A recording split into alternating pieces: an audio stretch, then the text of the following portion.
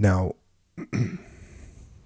the colonel that's in charge of the both battalions, he makes a visit, and here we go. Mid-morning before Tully arrived, Colonel Tim Brown flew in for a visit. Plumlee recalls Lieutenant Colonel Moore saluted Brown and said, "I told you not to come in here. It's not safe." Brown picked up his right collar lapel and waggled his full colonel's eagle at Moore and said, "Sorry about that." Dylan and I gave him a situation report. Brown asked whether he should stay in X-ray, establish a small brigade command post, and run the show. We recommended against that. I knew the area, and Bob Tully and I got along just fine. Brown agreed. Lieutenant Dick Merchant says Colonel Brown had trust and confidence in his commanders. I'm aware that some felt he should have landed in X-ray and established a command post. I've never accepted that.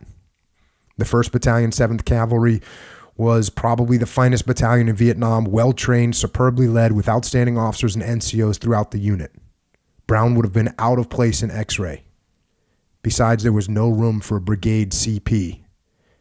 I recall it being rather crowded behind that anthill. So the reason I put that in there is because here's the guy that's, Hal Moore's boss comes in to check on the scene, and some people say, oh, he should have stayed there because it was a bad fight. And Dick Merchant said, no, like he shouldn't have stayed there. He did the right thing. He came, visited, and left.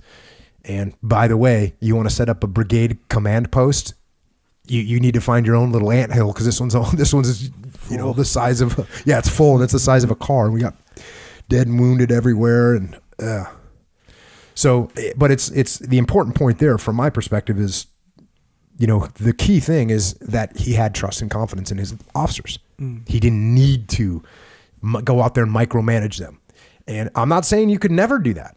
I'm definitely not saying that's the dichotomy of leadership. Sometimes you might look out there and say, there's something going on. I need to get out there. I need to get in the weeds and get this problem handled. I need to come out there and support. In this particular case, probably wouldn't have been a good idea. Hal Moore had it under control at this point. That's why they're landing a Chinook, which is a CH-47 giant helicopter, much bigger than a Huey. It needs, it's slower, and at least on approach, it's slower. So, yeah, there's a time to get out there and micromanage, and there's a time when you let your teams lead.